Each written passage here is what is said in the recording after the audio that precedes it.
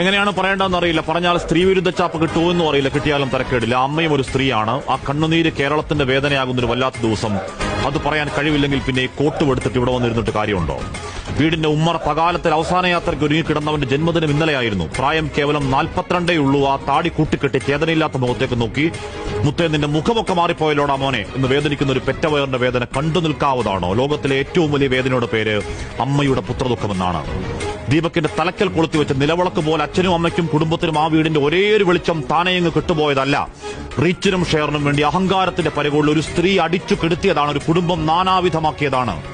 അങ്ങേയറ്റം വേദന ഉണ്ടാക്കുന്ന ഒരു ആത്മഹത്യയിലേക്ക് ചാടി വീണ് അവരുടെ രാഷ്ട്രീയവും മതവും ചികഞ്ഞ് 10 വോട്ടിനുള്ള സ്കോപ്പുണ്ടോ എന്ന് നോക്കുന്നവരുണ്ട്. ചെറുനക്കുന്ന ചെന്നായ്ക്കൾ, അത്തരക്കാരെ വിട്ടേക്ക്.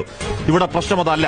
അക്കാലം അത്രയും എല്ലാവരും നല്ലതു മാത്രം പറഞ്ഞൊരാൾ, രാവന്തിയോളം കഷ്ടപ്പെട്ട് അധ്വാനിച്ച് കുടുംബത്തിന് വേണ്ടി ജീവിച്ചൊരുത്തനെ സോഷ്യൽ മീഡിയ കമ്പോളത്തിന് വേണ്ടി സൈബർ ആൾക്കൂട്ടക്കൊലയിൽ തൂക്കിവിറ്റ് കഴിവേറ്റിയതാണ്.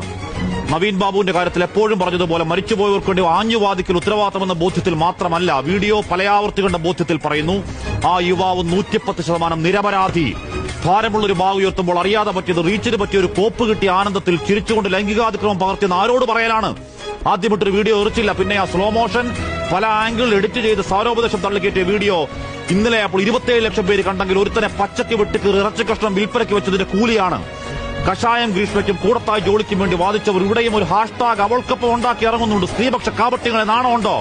കോൾ ഔട്ട് എന്നും പറഞ്ഞ് യഥാർത്ഥ പരാതികളെയും തൊലക്കലാണ് നിങ്ങളുടെ പണി.